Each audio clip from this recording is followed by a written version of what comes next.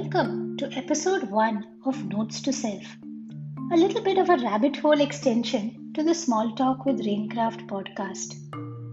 First, I'd like to thank you for tuning in today and for believing in small talk. We started the podcast as a way to document our own experiences in the world of work, and the Notes to Self extension is simply another way to do so, but as individuals. At Raincraft, diverse thinking and respect for this diversity has taken us places. So Notes to Self will continue to be a segment for independent voices to be heard and for us to share perspectives from our work and life. And also to share so many of the interesting things we stumble upon as we look to be curious and learning always. Speaking of diversity, I'd like to dedicate the first episode to the concept of diversity itself and what it really means. Now, when we use the word diversity, especially in the corporate space, we're often thinking of gender diversity, racial diversity, cultural diversity, very clear demographics. While these parameters help us make some progress, what really caught my attention is the concept of cognitive diversity. And it is so important for anyone who's building any sort of team. As the name suggests, cognitive diversity is at a more cerebral level. It pays attention to how many different ideas are brought to the table and the experiences, nuances, and biases even that shape these ideas.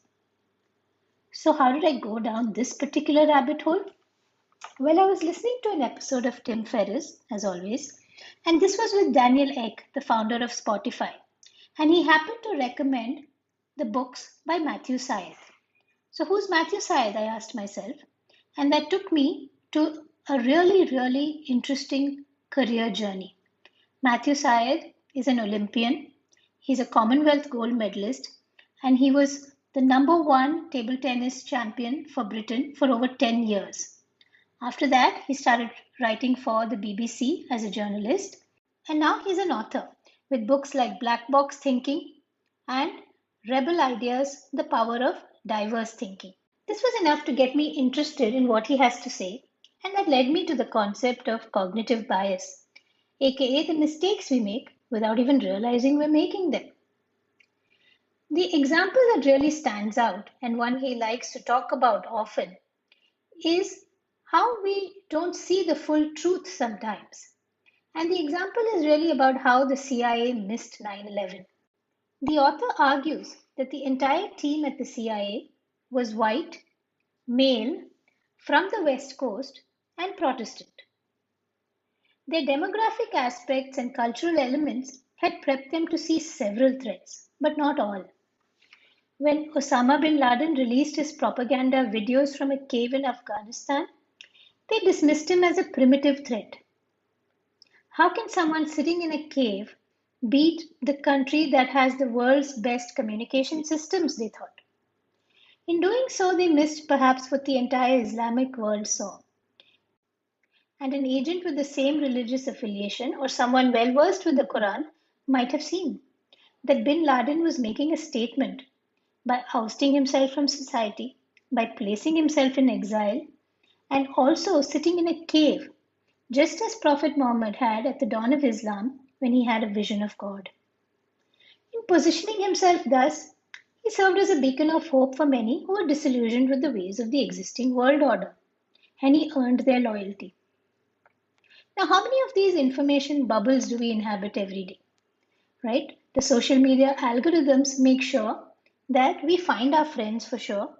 We find people we went to college together with, we went to school together with, and hence we've already created a bubble of sorts of people with very similar thought processes, who've been taught the same things, who've undergone the same kind of education.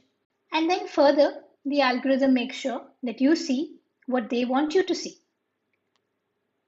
So how many times are our decisions made on consensus rather than differences? Where are those situations when you'd like to have the best set of people doing the job, but also keeping in mind that they need to be different and not the same? Perhaps in jobs where skill is the only differentiator, We could hope to get away with hiring top talent from the top business schools and Ivy League colleges and IITs. But can we afford to do the same thing for roles that are more complex? Think about a place like NASA.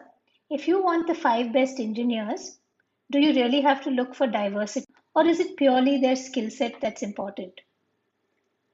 Many consulting firms, large and small, hire for skill, and so they look at the top 1% of graduating classes at the top universities.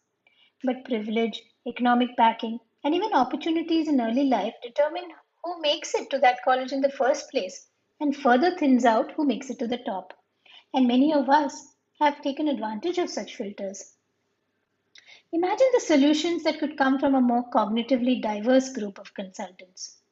Think of the possibilities of having in the same room two different experts on economic policy, say one from a third world country and another from a developed one who follows one framework and one who is vehemently against it. Imagine how much richer the boardrooms would be, where healthy dissent and multiple viewpoints are not just shared but encouraged. In an increasingly complex world where decisions can't be made on data alone, is cognitive diversity even optional anymore? I'd really love to hear your thoughts, and you can share them as a voice note. Just go to speakpipe.com, that's speakpipe.com/raincraft, and drop me a voice note. If you'd love to explore Matthew Syed's work and some podcast links, all of them are in the episode description. Do share resources that you think we would find interesting and your ideas, experiences, and challenges with working through cognitive diversity. Have you thought about building your team around this concept? Has it worked for you? What are the challenges you face? Until next time, thanks for tuning in.